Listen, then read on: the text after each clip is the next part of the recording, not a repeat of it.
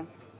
Hi, I'm Martin from Marine Sydney, and I'm sitting in the super comfortable mezzanine area of the Riviera 505 SUV, one of our most popular models, particularly popular in the Sydney market.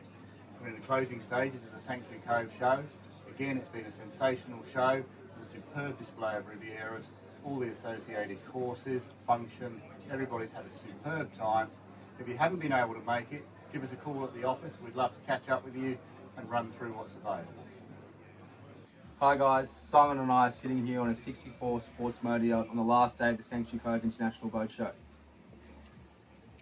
The helm of the 64 is a great place to wrap up the last minutes of the show. If you weren't able to make it over the weekend, please give us a call anyway, and we can arrange a viewing of all of Riviera's most popular models. Hi, I'm Adam Bloomfield, and today we're standing in the engine room of the 72 Sports Motor Yacht by Riviera. This is the largest sports motor yacht Riviera builds and is incredibly popular with fishermen and cruisers alike. We're wrapping up the Sanctuary Cove boat show.